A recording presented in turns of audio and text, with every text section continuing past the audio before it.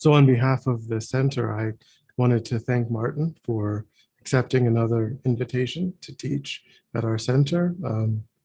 Martin did a wonderful series of classes earlier in the year, which you can find on our YouTube channel.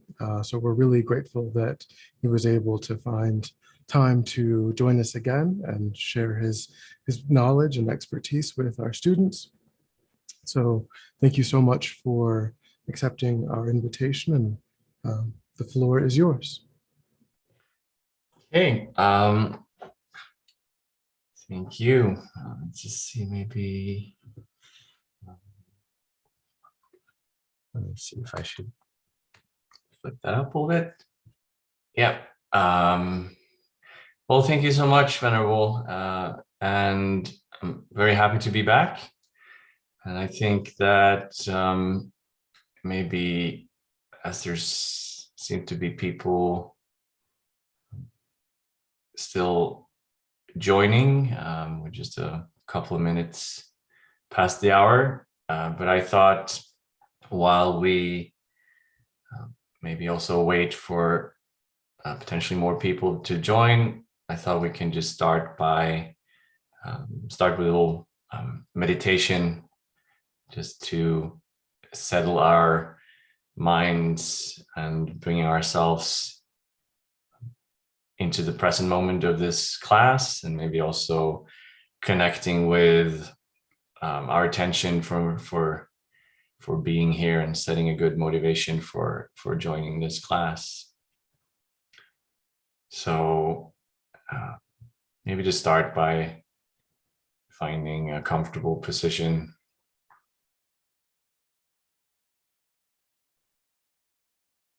And it's always good to sit in a way that embodies wakefulness and alertness, but at the same time is very relaxed and easy. So just sitting comfortably, but at the same time having that open chest and that straight back.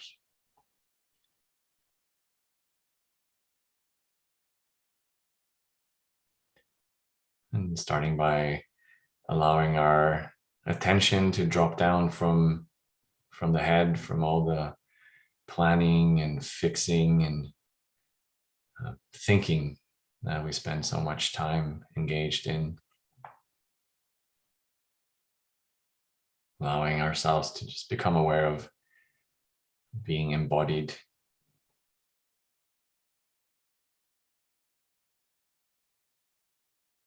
And also maybe noticing that even though it never seems that way, we do in fact in this moment have all the necessary conditions to be at ease. There's really nothing that needs to be added.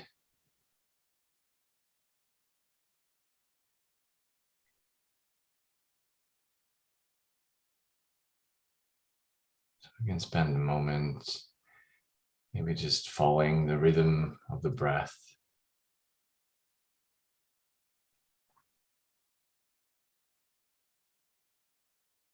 Noticing how everything just takes care of itself.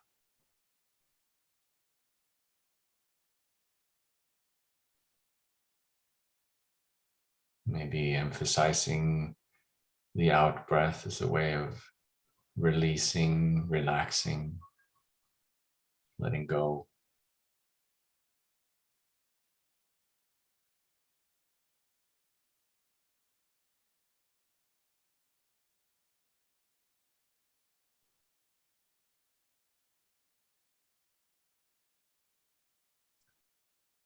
Just trusting that in a very, very deep sense, we're perfectly okay as we are.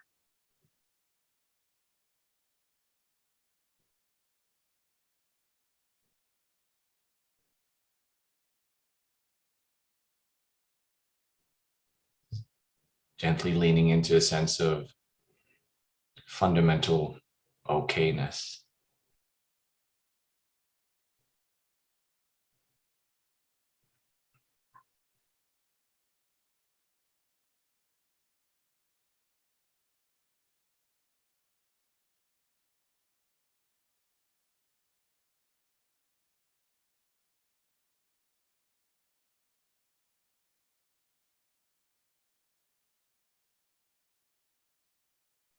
And then also as we sit here, try to get in touch with our intention, our motivation for joining this class.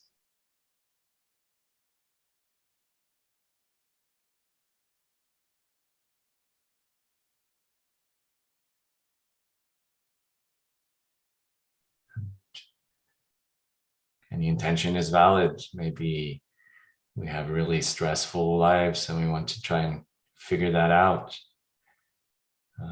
Maybe just want more ease and contentment and less stress and strife.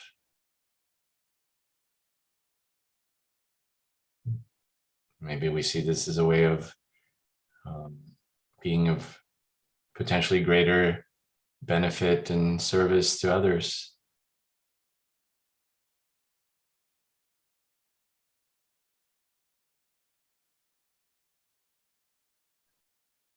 And if we're Buddhist, maybe we see it as a way of exploring a deeper refuge and progressing on our path towards awakening and enlightenment.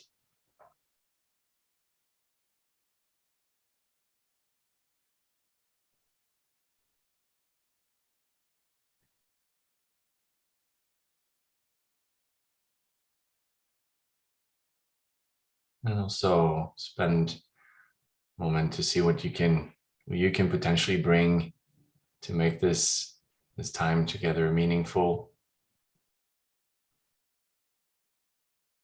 for yourself and for others.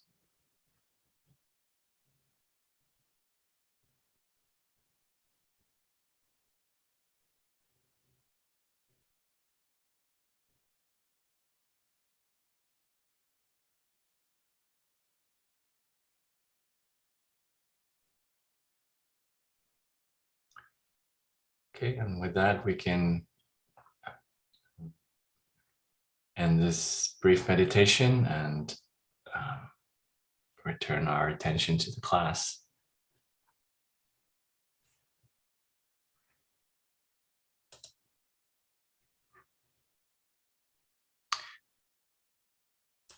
Okay, so I thought maybe it would be nice starting out for everyone to maybe just briefly introduce themselves. So I have a sense of who's here. Maybe you already know each other, maybe you don't. And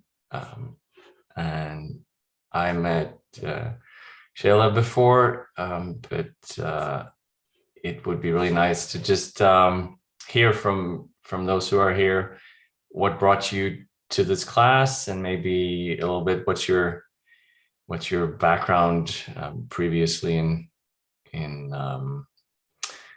I guess Buddhism, this field, whatever. It's just nice to have a little introduction so I know who's joined.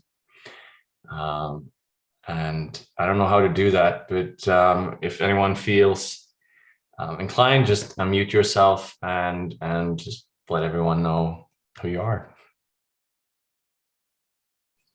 I go first. I'm Shayla and I'm from Utah. I found the Dharma in, oh, sorry, Donnie. Let me fix that for you. You should be able to unmute now. And I found the Dharma in, in Dharamsala when I went searching for, I don't know how to describe it, but I ended up in Dharamsala at Tushita, and ta-da, 4 years later, here we are. So thanks. Thank you.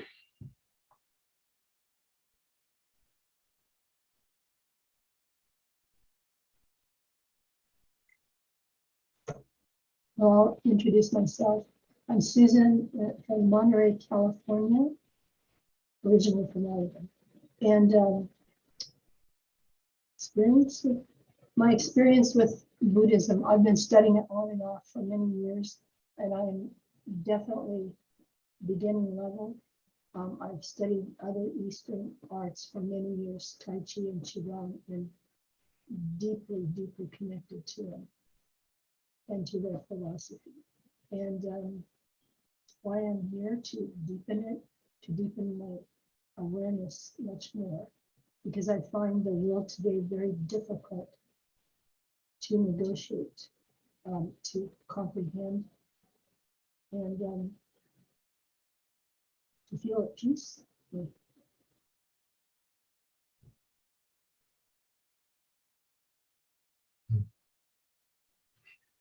Thank you.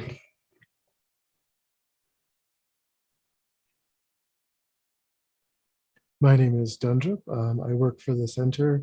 I took ordination in 2013, and I moved here in October of last year to work for the center.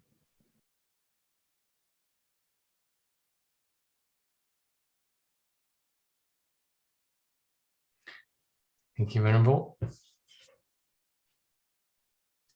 And then we have Dani, potentially.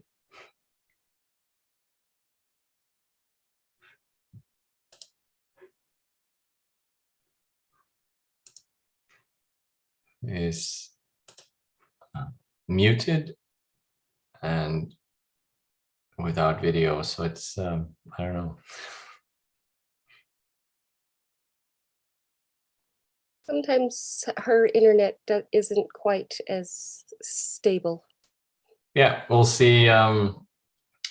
We'll see what happens. But Dani, if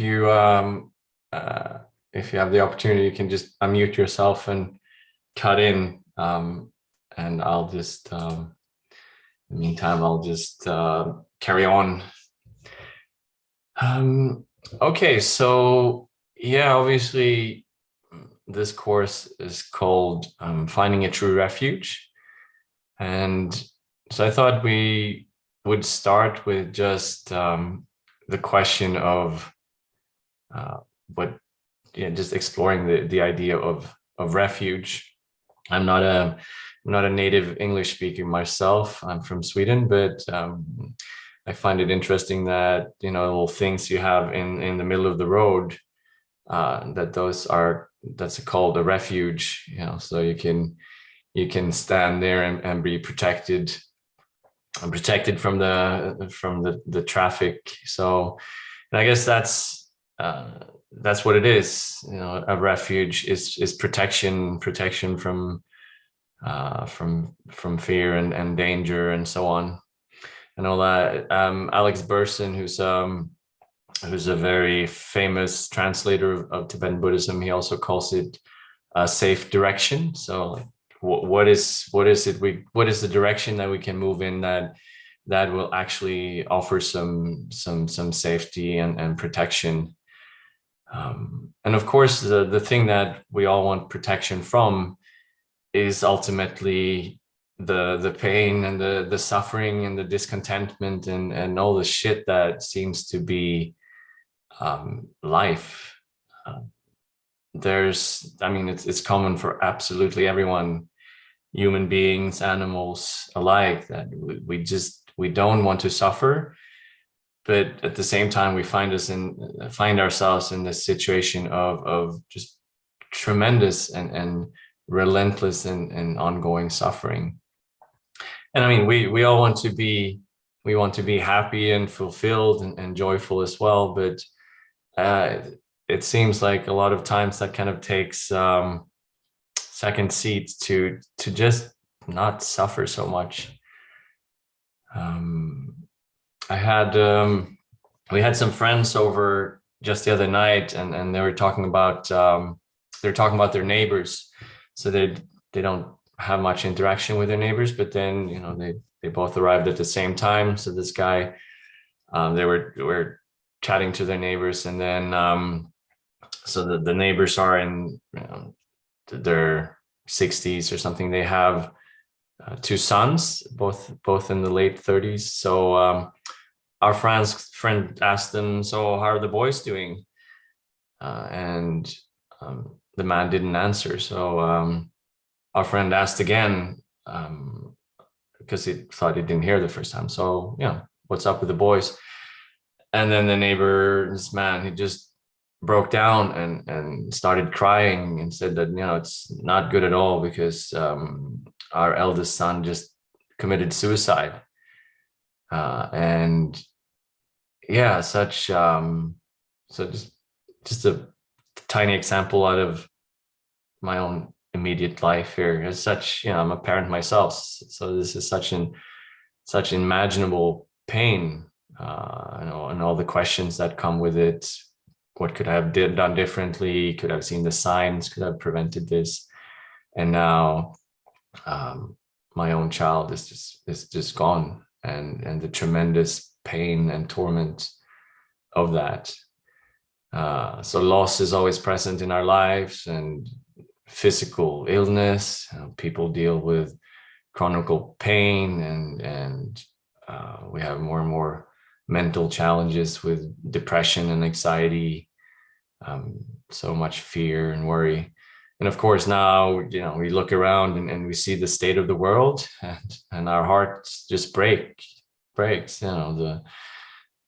so much war, conflict, environmental disasters, and poverty, people being displaced, and just tremendous suffering everywhere. It is truly the ocean of suffering. And when you just start scraping the surface, there's just seems to more and more of it just seems to bubble up. So I guess that's what we're seeking a refuge from. That's what we're seeking protection from.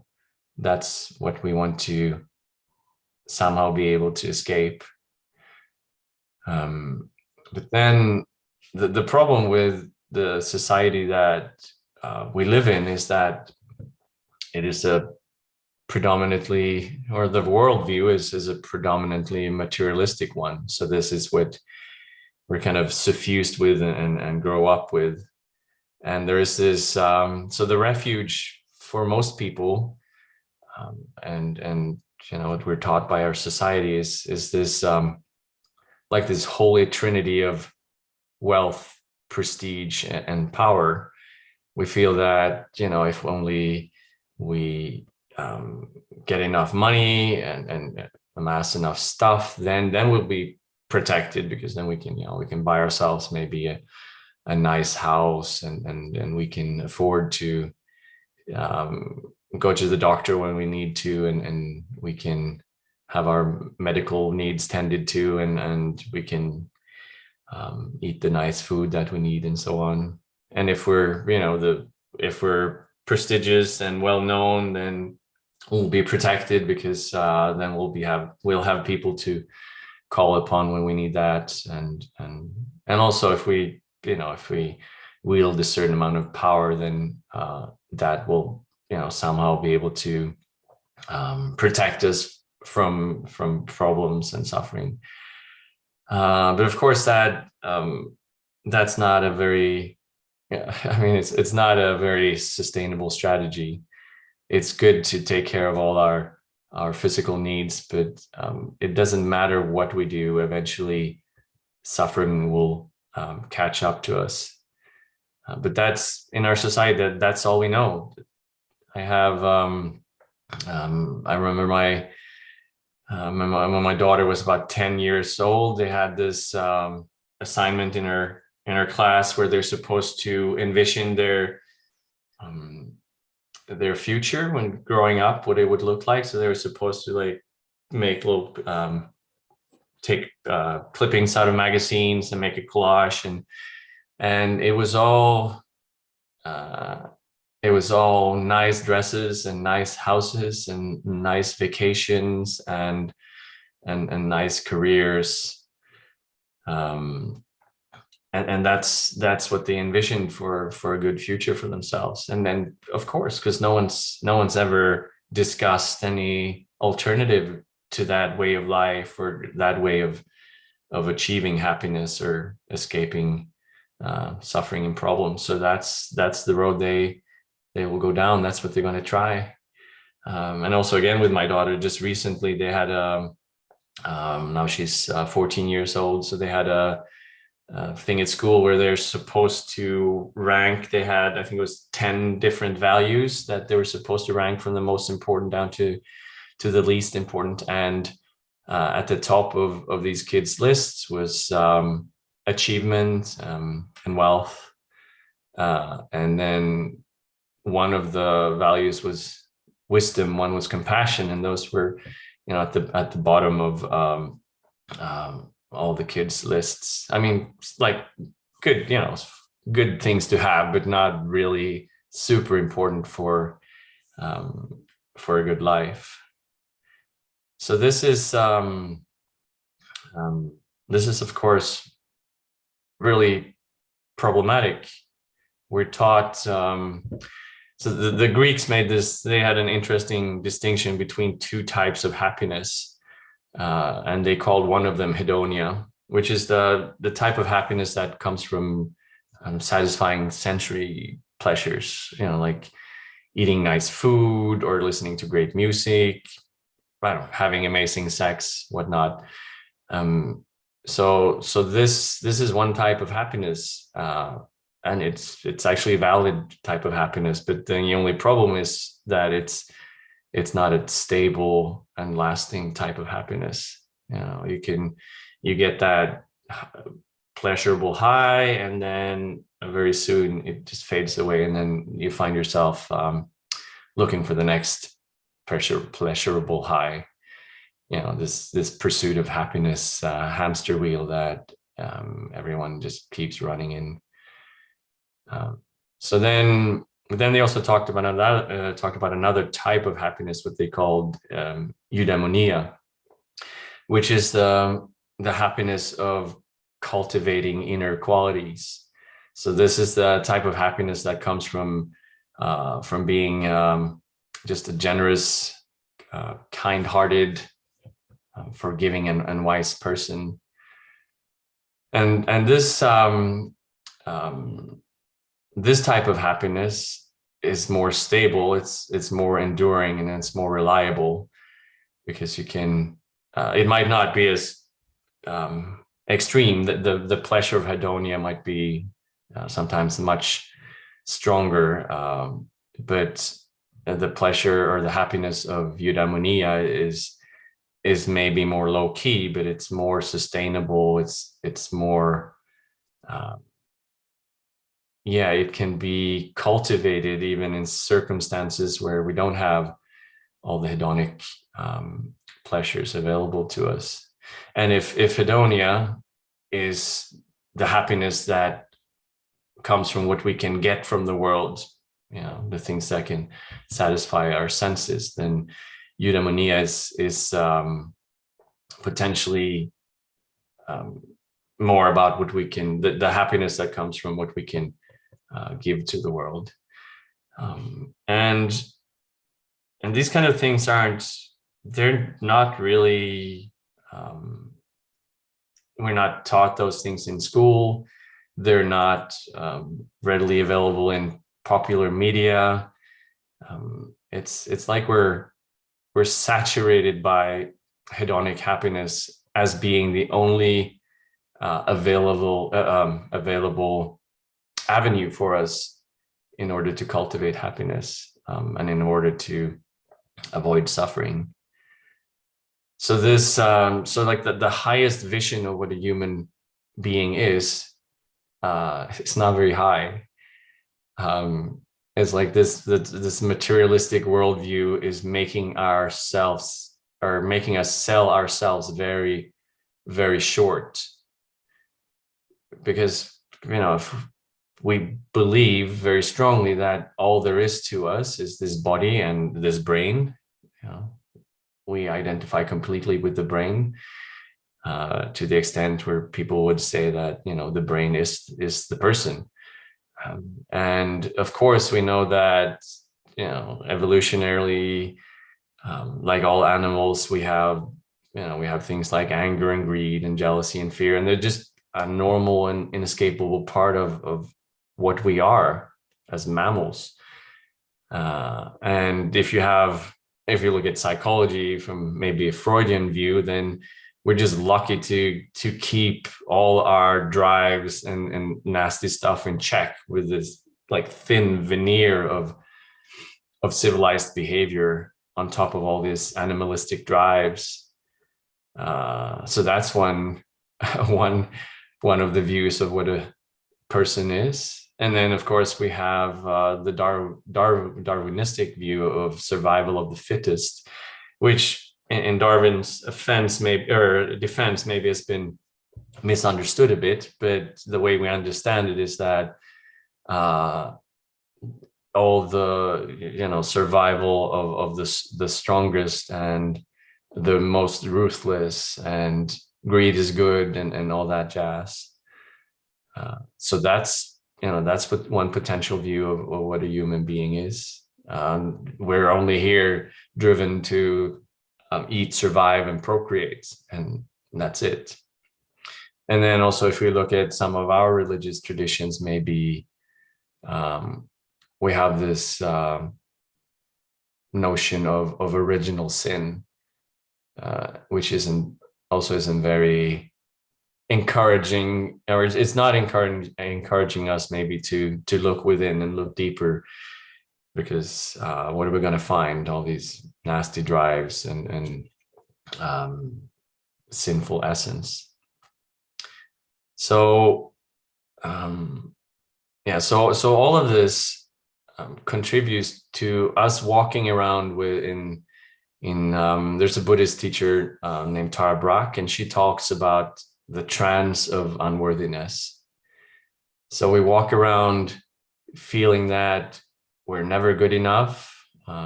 We should always do more. We should always do better. Our sense of worth is tied to achievement. If we're not achieving anything, producing anything, contributing anything, then we're not worthy to be loved by anyone, let alone ourselves. And we walk around and we talk to ourselves in a way that's very harsh and demeaning. And if a good friend came to us and they were suffering and they had all these problems and they were in a bad place, then we would support them and show them empathy and be kind and friendly towards them. But when we find ourselves in that situation, there's no kindness, there's no openness or empathy. There's just this whip that we hit ourselves with, saying that we should try harder, we should be better. And even if we become Buddhist and then we learn about all the amazing qualities that we could potentially cultivate, then that just becomes another whip that we can hit ourselves with, because now we're not living out to those expectations. So I'm maybe I'm painting a very bleak picture here, but I think it's interesting to just reflect upon where we come from, as Westerners trying to maybe practice Buddhism or understand some of these, amazing wisdoms and techniques that are available to us, because we come from a place that is very different than, maybe your average Tibetan or Indian would have, a few hundred years ago or 1,000 years ago. So we have this really interesting set of challenges in terms of a materialistic worldview, and in terms of a degree of self-hatred that doesn't seem to be that prevalent in other cultures.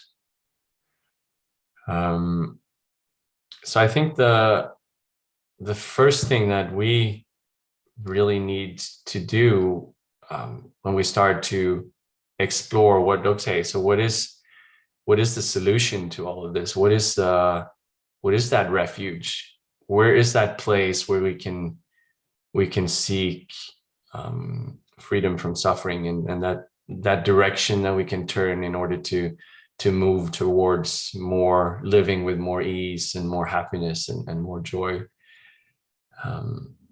And I think for us, it's really, really important to understand that ultimately that refuge is actually within ourselves. So we have to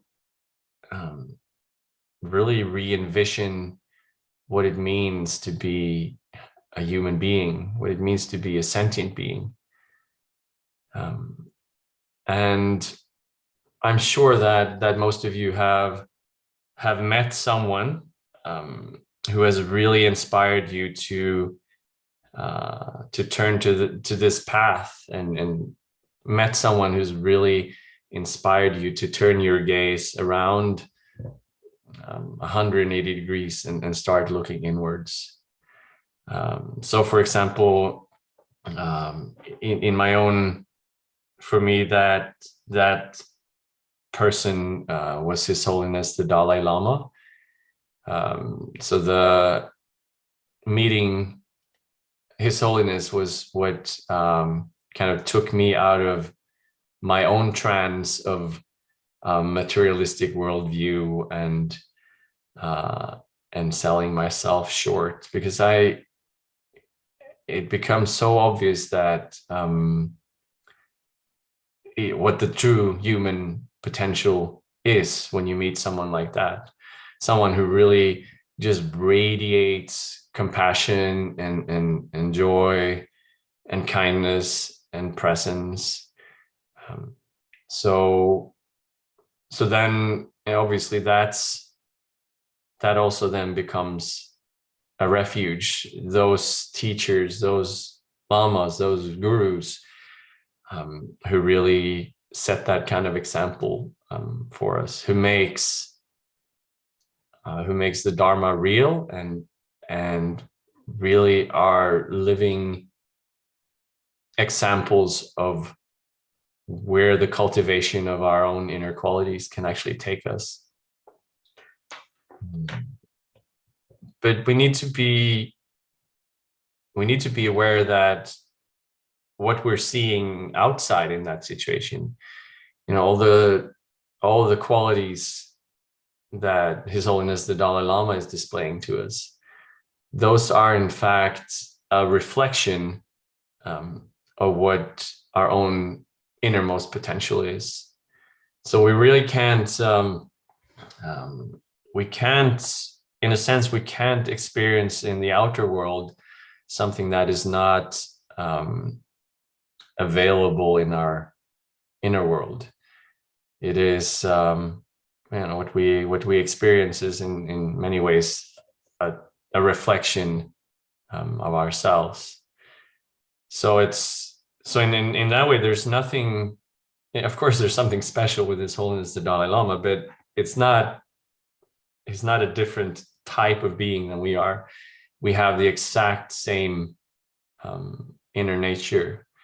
We, just like the Dalai Lama, we have this Buddha nature, this potential for absolute and complete awakening. We have the potential within us to develop, compassion to the nth degree, love, understanding, wisdom, and we have within us the capacity to eradicate all the sources of suffering.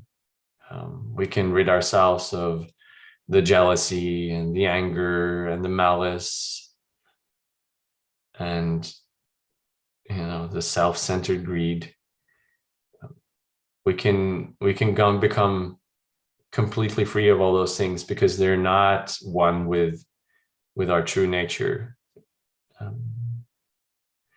So the first step, I think, is to have this revolution in our worldview and let go of all the self-limiting beliefs of what a human being is. Basically, let go of everything that our culture has taught us and replace it with a completely different view of who we are, because that will ultimately be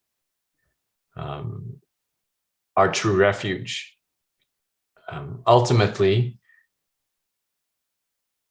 that which we're seeking will not be found outside of ourselves. So we are going to need teachers and guides. We're going to need valid, proper, solid teachings and methods. And we're going to need a lot of support from others in order to cultivate and eventually manifest our own innermost and our own highest potential. But in the end, the refuge that we're seeking is nowhere else than within our own minds. In the Nyingma tradition, they say that the only difference between a Buddha and ourselves is that the Buddha truly and fully know who they are. So the moment when we truly, fully realize and understand and know ourselves, that's the moment of awakening. That's the end of suffering. And that could, I don't know, that could be billions of lifetimes away, or maybe it could be a breath away, who knows? But the very first thing we need to do is to start trust that is our birthright, our essence, and if, ultimately the only true refuge there is that essence. And it's not, it's not something we need to go out and find or acquire. It's something that we already have. We just have to uncover it or cultivate it and bring it forth. So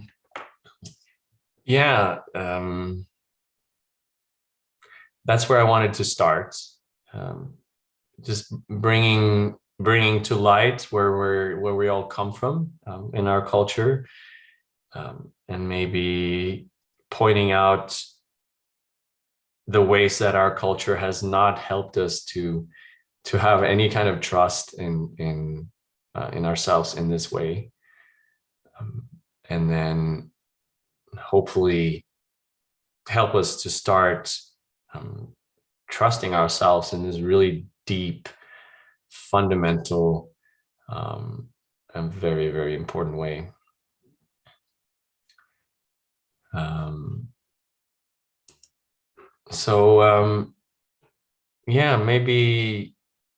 Maybe I'll pause for a bit and see if there are any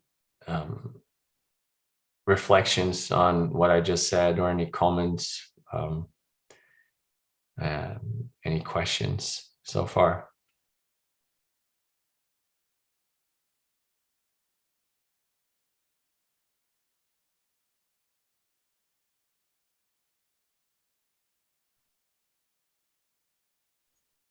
Well, in the last class that I just attended at SF, Justin was talking about how Westerners have inordinate self-aggression, which I found, I never thought of it that way, but it's really true. I mean, I think that relates to what you said, the wealth, prestige, power, that has a cultural frame. It's what our culture requires or drills into us. And it leads to the trance, it leads into as a result of the trance that we're in. It's not our true nature. And so I was wondering, if it's not our true nature, why is it such a cultural big deal? I mean, I asked the question, what does the culture gain from it? What is the cultural motivation for instilling that into people? They said it has to do with the economy. I thought that was a really interesting link. It has to do with the economy, although I don't know why it's worse right now in the United States than in other, perhaps in some other Western countries. In the US right now, it's just off the rails. It's really bad here. And trying to find a refuge in oneself in the context of that, you have to make so many connections, it's hard to understand. Anyway, so I'm not really making a point, but what you're saying is very helpful. Mhm. I appreciate the way you're laying it out. Give me more insight, I think. Thank you. Yeah, it's like wealth, prestige, and power is the holy trinity of the materialistic religion, if you want to call it that. It's and it leads to that worldview, then leads to consumerism as the only avenue available for cultivating happiness. And of course, consumerism leads to us completely depleting and destroying the planet and the very prospect of living here at all. So it's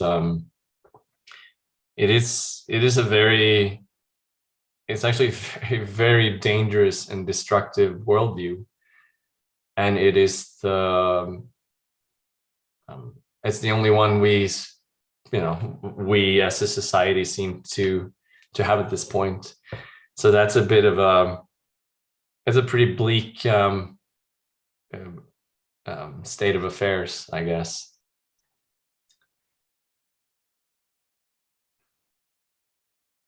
And I think in general also, obviously this is a Buddhist course in a Buddhist setting, but I do think that there are non-Buddhist dharmas out there, meaning if the dharma means truth that leads to less suffering and more happiness, then there's definitely non-Buddhist dharmas. But I think they all have in common that they recognize that there's more to us than just surviving and procreating and running around and just trying to manipulate the outer environment to our own gain as much as possible. And so I think one of the things that we really need to do is to find ways of conveying to young people how the value of inner values, like how can we cultivate inner values, and how can that be our refuge. So rather than our refuge being all the things that we can achieve in terms of career and amassing wealth and so on, how can we make our refuge the cultivation of inner qualities? How can we make our refuge compassion and loving kindness to self and others, and really place more value on that. And His Holiness the Dalai Lama talks a lot about secular ethics and the dire need to teach secular ethics in schools and really shift the emphasis on what our lives should be about to the cultivation of those inner qualities. And I think that's a really value. We'll move on to more strictly Buddhist refuge later on in this course, but as the starting point, I think that's an extremely valued valuable refuge, the cultivation of inner qualities, the cultivation of an ethical way of life, because that will protect us. That will protect us from suffering. That will protect others from suffering. So therefore, that is a value. That's a valid refuge, the cultivation of good inner qualities, the cultivation of ethics, and so on. And that's, that doesn't depend on anyone being Buddhist or, believing in anything in particular. You just have to be able to observe reality and cause and effect, and see that, well, we've kind of tried the materialistic track, and that just seems to make us more depressed and more anxious by every passing year. So maybe we need to explore a different path as a society, and find a more valuable and valid refuge as a society. I have no idea how I knew this would happen, but I think that in general, starting with oneself is always good and solid strategy, because that's the only person that we have any influence over is ourselves. So starting to explore a valid refuge for ourselves, at least we can do that. And then who knows if that can have a bigger impact on the society we live in, probably somewhere down the road. Anyway, so I thought now we would do a guided meditation. And so this meditation is about exploring, you could see the highest vision that we have for ourselves.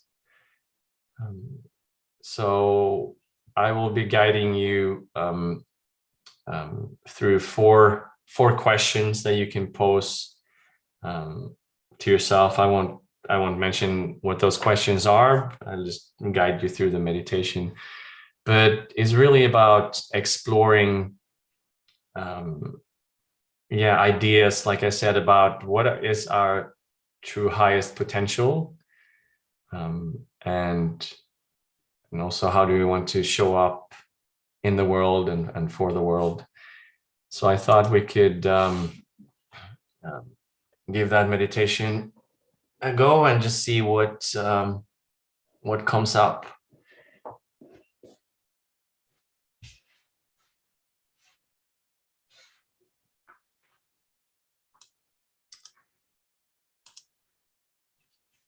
Okay, and so once again, see if we can just find that comfortable sitting position, allowing your shoulders to drop down, letting the hands rest where it feels comfortable in your lap.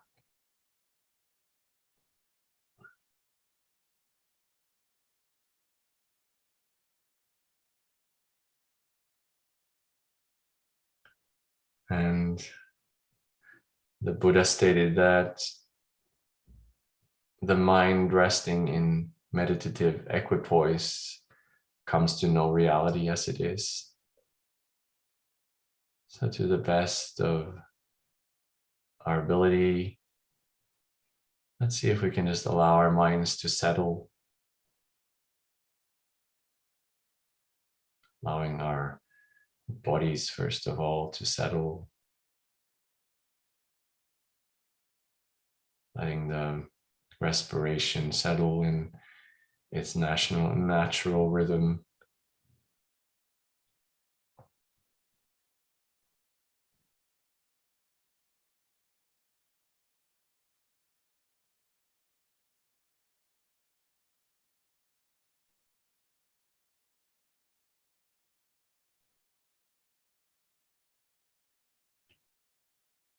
And see if we can just tap into a state of equilibrium, calm, and clear serenity.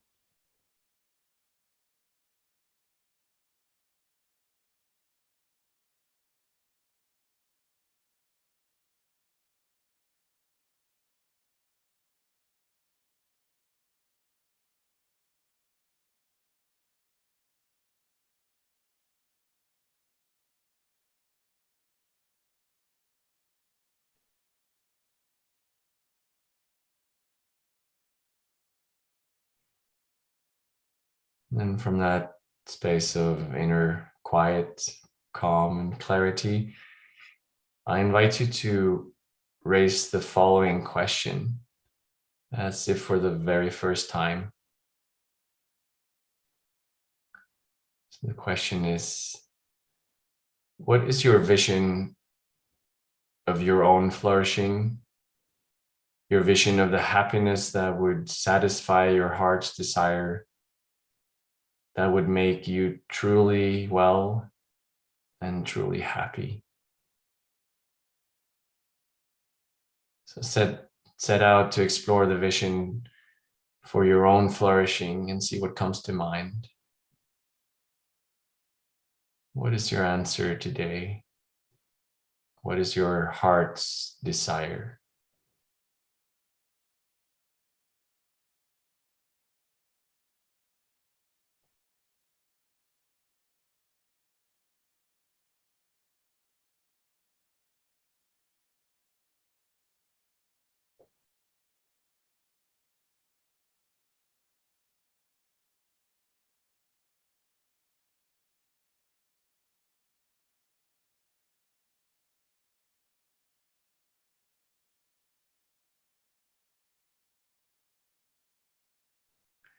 And as a vision for this comes to mind, allow the aspiration also to spring forth with a yearning that may it be so.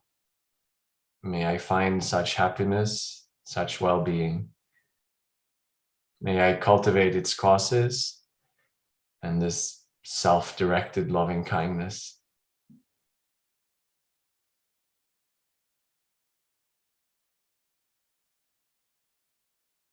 And if you wish, you can visualize symbolically your own Buddha nature, your own pristine awareness as a radiant white pearl of white light right at the center of your heart.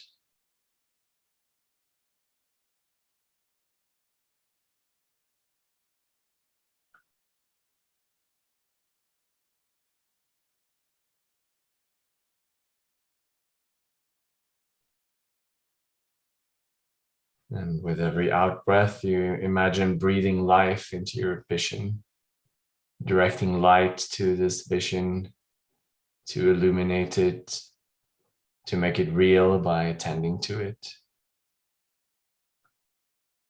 With every out breath, arouse the aspiration of loving kindness for yourself.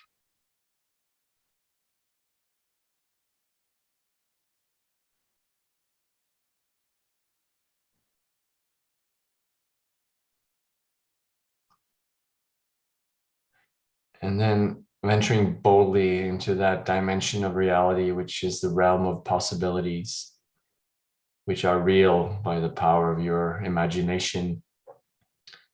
Imagine experiencing such well-being here and now. Imagine experiencing the fulfillment of your innermost desire.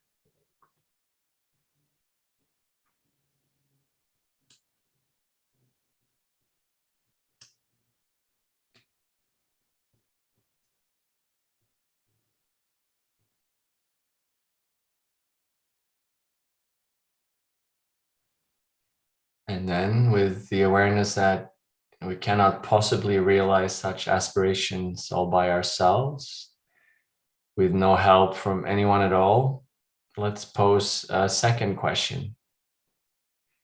Again, in the spirit of loving kindness. And the question is this: what would you love to receive from the world? From those near and far, in the short term and in the long term?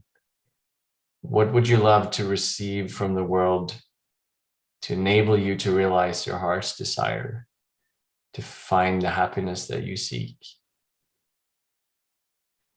And see what comes up.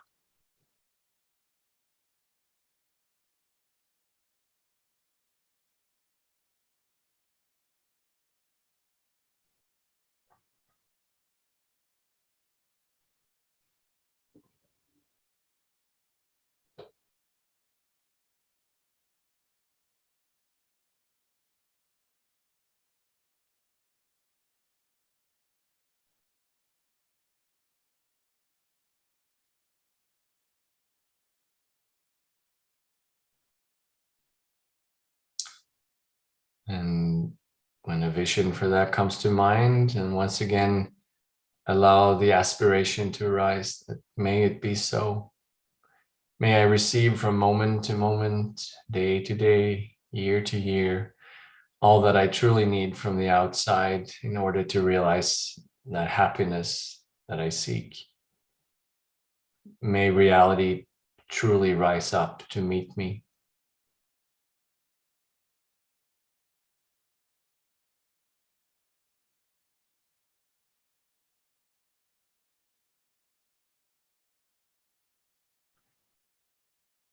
And arouse this loving aspiration with every in-breath. As you imagine symbolically in the forms of rays of light, the light of kindness, the light of wisdom, the light of blessing from the enlightened beings, the great lamas, bodhisattvas, the Buddhas, flowing in upon you from above and below, and all the directions around you with every breath, light flowing in upon you. And then with every in-breath, the light of kindness of sentient beings flowing in upon you. Receiving the kindness of the enlightened ones and your fellow sentient beings with the aspiration, may it be so. Imagine your whole being filled with this light, saturated.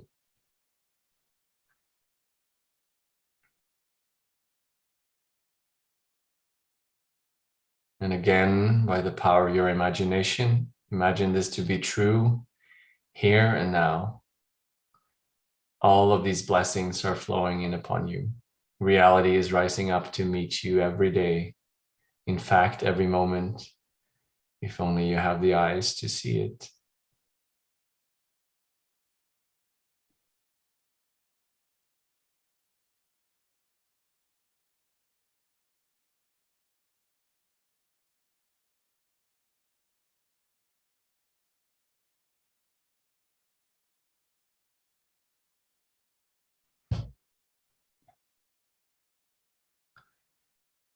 And then we move on with the awareness that there's no possible way that we can realize our own heart's desire, experience such fulfillment solely in dependence upon the kindness of others around us, solely upon the contributing conditions of others.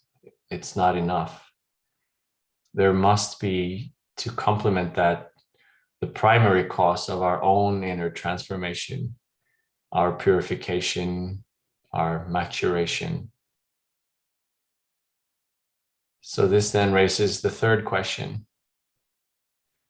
In order to realize your heart's desire to experience your own perfect fulfillment, what kind of a person would you love to become? From what flaws and limitations would you love to be free? From what afflictions would you love to be free? And with what virtues would you love to be richly endowed? So imagine this.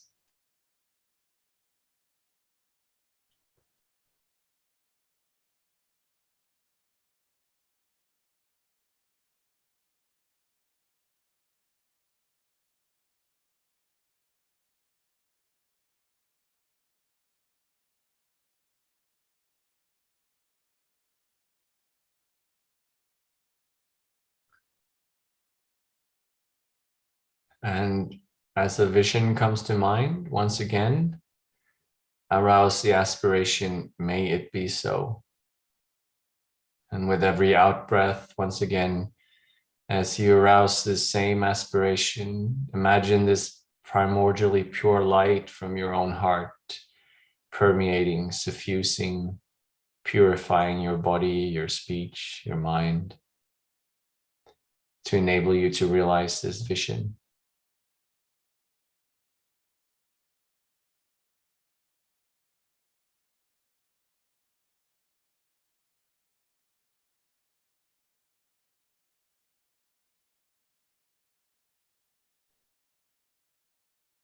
Then drawing once again the realm of possibility into the realm of actuality. Imagine with each out breath, breath by breath, transforming here and now into the person you would love to become.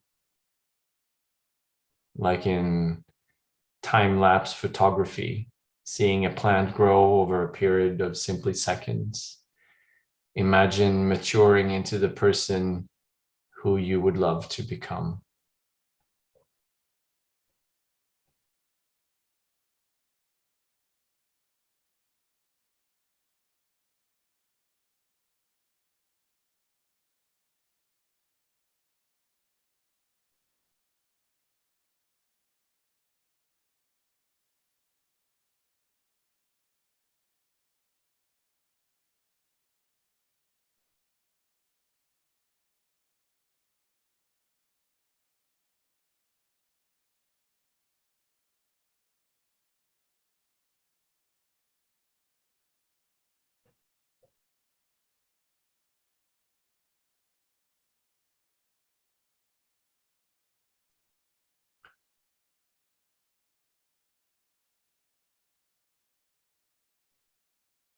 And then finally, we move on to the awareness, the recognition that none of us exists in isolation.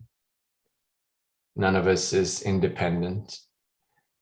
Our very existence, our identity is one of interrelationship with all those around us, with humans, non-humans, the environment, all entangled.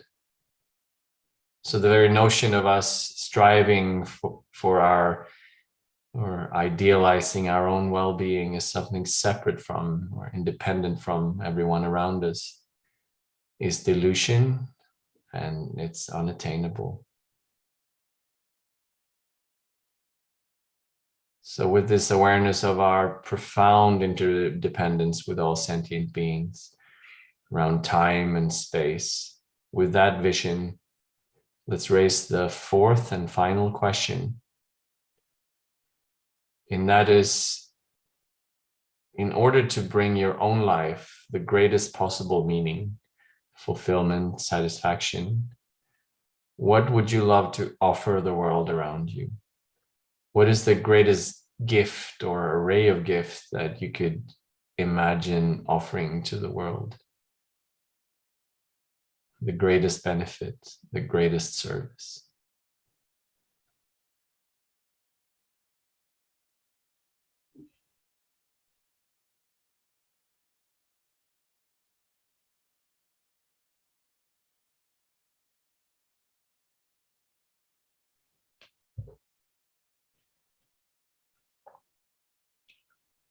And for the final time, as the vision comes to mind, with every out breath, arouse the aspiration, may it be so.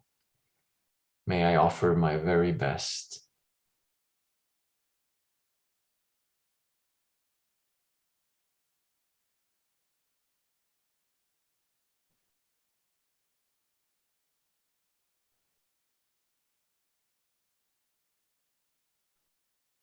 And imagine rays of light cascading in all directions, above and below and to all the sides. Each ray of light reaching out and touching the myriad sentient beings, dispelling their suffering and the causes of suffering, providing them with all they need, including guidance on the path to their own fulfillment.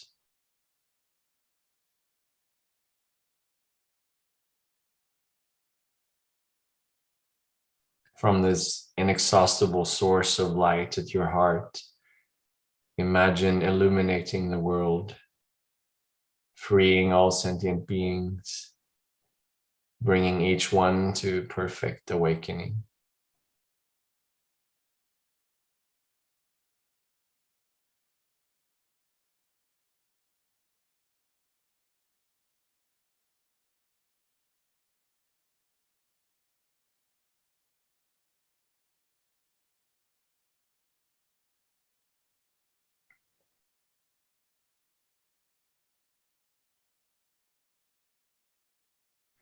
And again, for the final time, imagine this actually occurring here and now as you envision yourselves as perfectly awakened, replete with all the kayas, all the qualities, all the enlightened activities of the Buddhas.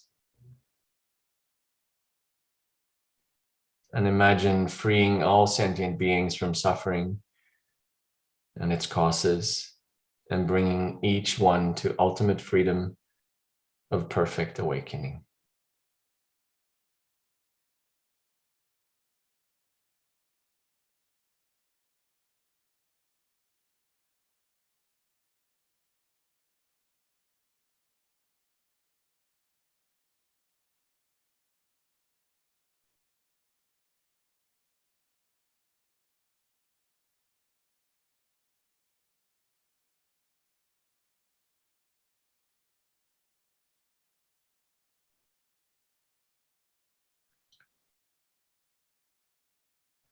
And then in an instant, just release all appearances, all aspirations, all doing. Let your awareness rest right where it is, in its own primordial purity, its own unborn luminosity. And for a while, just rest there, free of activity.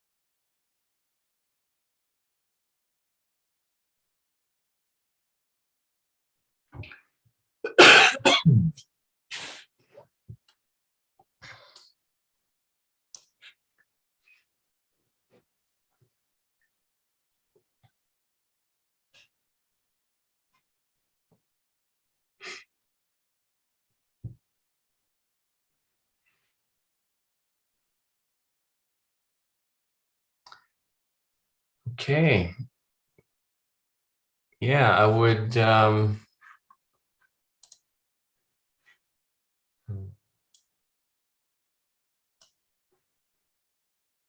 love to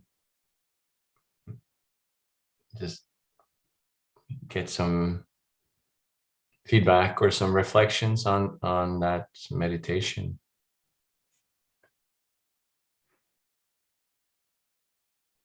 That was lovely. Yeah. It was nice to imagine that utopia. It was beautiful. Thank you. Yes, that was a beautiful meditation. And I like the way it just cut through it right straight to the point, without complicating it with words. It just went, it was very direct and beautiful. Thank you.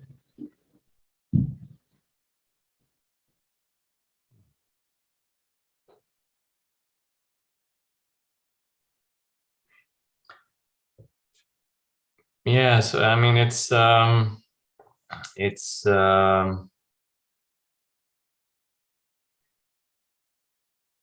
it's really good to do this kind of meditation every now and then, I think, just to remind ourselves of what is our our highest vision of what we want to cultivate and what we want to contribute, and what it's really valid to become aware of what we need and want for ourselves. So I mean, sometimes it's desire is almost like a dirty word in Buddhism. You know, desire being the root of all suffering and all, but there is also there is valid desire. In fact, desire is necessary to progress along the path. If we don't desire our own awakening, if we don't desire the end of suffering for ourselves, then there is nothing there to propel us along the path. So that's a completely valid desire. I mean, desire only becomes afflictive when it's tinged with attachment or self-grasping in a self-centered or egoic sense. So those kind of types of desires are not very helpful at all. But desires for awakening, that's completely valid. So it's really good to take some time every now and then and really tap into the valid desires of wanting to wake up. I don't know. So Donnie is still on mute. So I don't know. I just noticed. I noticed two comments in the chat from Donnie. And Donnie, if you want to make any comments on how you found the meditation or anything like that, you're more than happy to write that in the chat. I just wanted to address the two things that you did write, and one is Darwinism is not Buddhism, and that's for damn sure. It's Darwinism is definitely is not Buddhism. However, I think that something that's interesting is that this whole survival of the fittest idea is being expanded upon to also include the fact that we do have compassion and care and empathy and collaboration and so on. So there's a lot of research coming out now showing that, in fact, being able to collaborate and being able to have a sense of compassion and altruism actually is something that contributes to the survival of the fittest. So it's there's like, even in evolutionary biology, there's a shift away from just emphasizing greed and strength and all the nasty bad stuff. And that certainly doesn't make Darwinism Buddhism, but at least it makes it a bit more hopeful as a general idea. And then the other comment is that Tara Brach is a capitalistic fool. I couldn't comment on that. I do find certain things that she has shared to be helpful, and this idea of trance of unworthiness is just a term that's kind of stuck with me. So not saying anything more or less about Tara Brach, I found that that concept very helpful, and maybe it's something that you can relate to yourselves in your own lives, just walking around in this self-deprecating story of unworthiness, and yeah. And the meditation that we just did is hopefully a way of starting to break out of that trance and tapping into a sense of much more profound view of who we actually are and what our actual potential is. I don't know, replacing the trance of unworthiness with maybe I don't know, a vision of excellence. Oh, I don't know. I don't know what the term would be, but yeah, just like a view of ourselves as something much more than we think we are in every day. And that's also another interesting source of refuge. I think we might be getting to this further along, but if you look at Vajrayana practice or tantric practice, where we really practice this idea of taking the result or the end of the path into the present moment. So really bringing the end result of a fully enlightened Buddha into the present moment as much as we can. And one of the I guess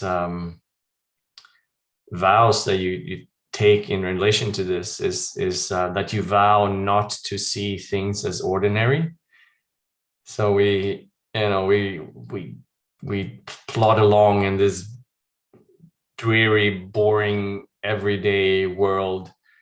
Wake up in the morning, go to work, blah blah blah, get the kids, and it's all just the same, and it's all just horribly boring and meaningless, and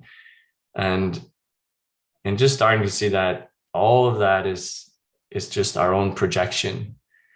If we look around, if anything that has any type of meaning to us, all of that is coming from us. So this is what we're projecting onto the world. And the vow we could take as a Vajrayana practitioner is to not see anything as ordinary. And there you would see all sounds as mantra, and you would see all sights as the celestial palace of the Buddhas, and so on. But just starting to just pay attention to the miracle that is this. We're sitting here, we have this conscious experience of ourselves and others, and no one has the faintest clue as to how that could be possible. How is any of this possible? How is any of this happening? And if you start you just start looking into any aspect of reality, it's just this it's just so completely fascinating and magical and implausible and impossible. I mean, and none of this is, how is this possible? How can we just be in this amazing world and have the potential for love and care and concern and empathy and connection? And how is any of this possible? And how is any of that ordinary? It's not ordinary. It's magical. It's amazing. It's mind-blowing if you just allow yourself to open up to it. So that's one vision of reality, and the other is this trance of unworthiness and the horribleness of everyone and everything.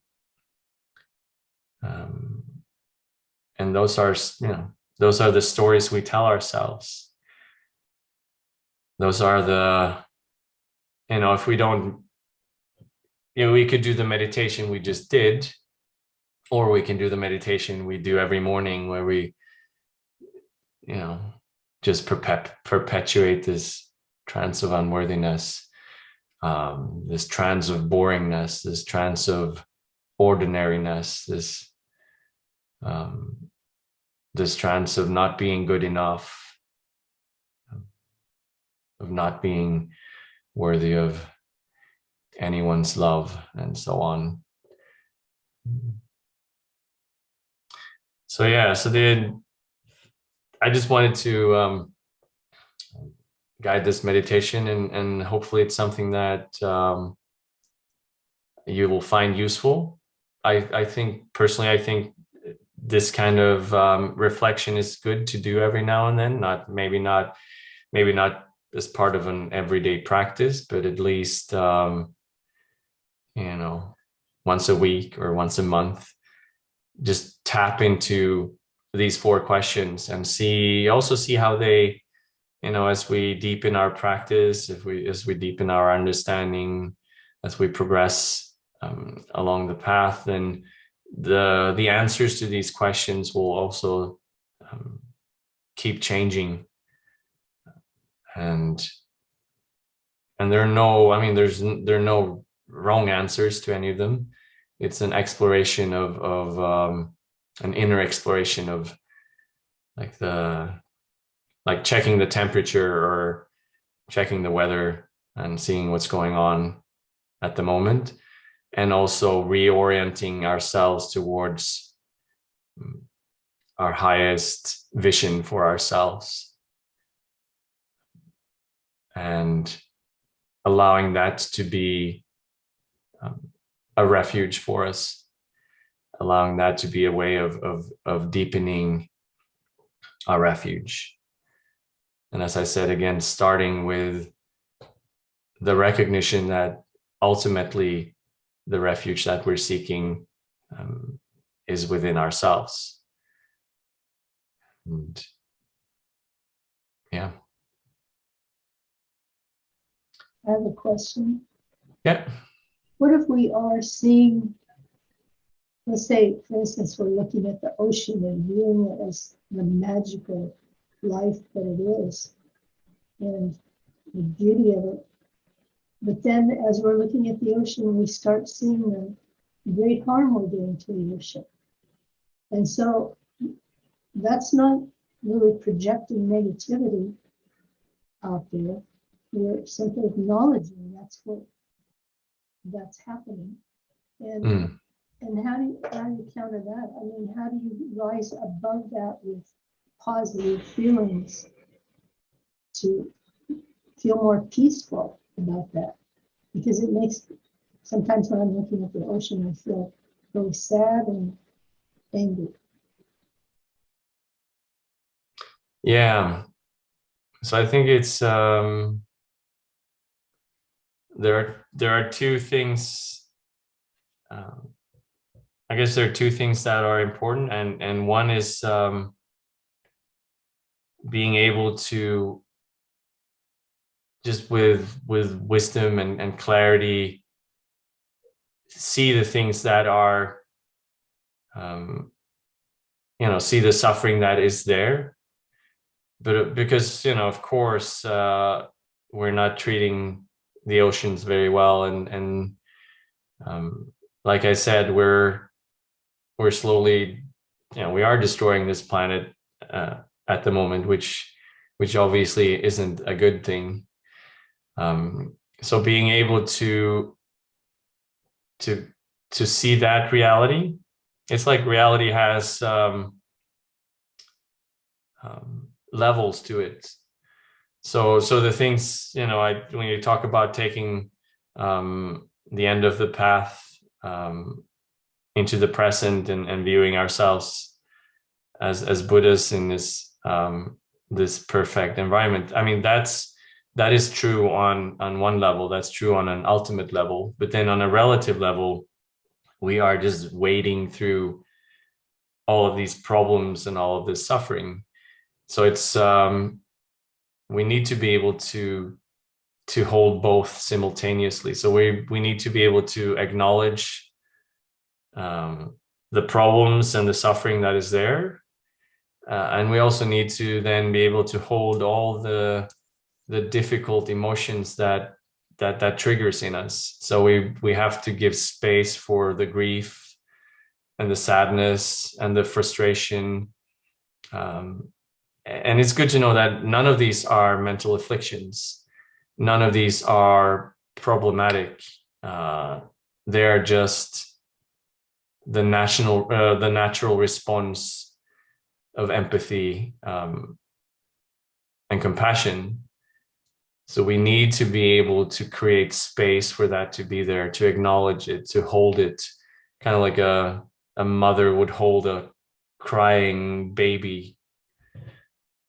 But then at the same time, we also need to be able to cultivate that which is bigger, like the loving space that can hold all of this. So we need to find and deepen a refuge in our capacity to hold all the suffering, our own suffering and other suffering, without being destroyed by it, or without perishing under the weight of all this suffering.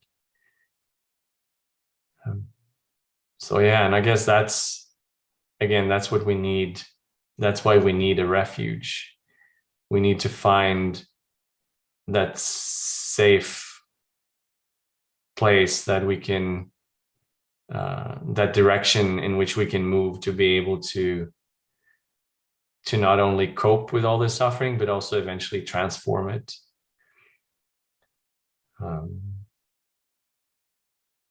Yeah, but yeah, just to clarify what I just said before, it doesn't mean that there is in fact no problems or no suffering.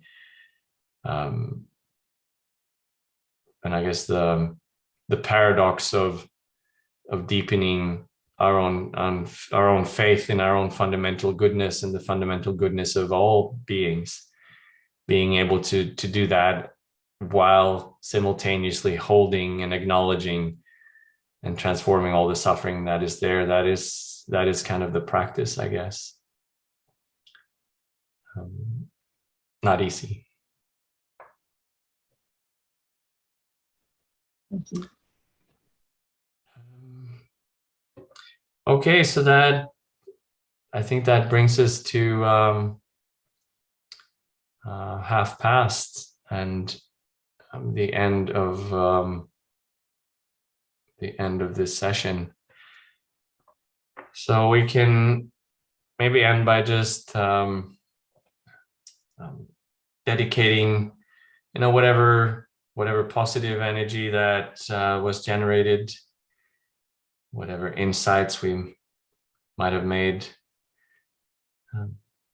whatever merit there has been in spending this time together, we can just release that, just give it away, and offer it to all sentient beings. May it contribute to their awakening. May it contribute to the lessening of suffering in the world and in the minds of sentient beings. And as we walk out of here and re-engage with the world, maybe we can bring some of what was cultivated here into our interactions with the people and the animals that we meet.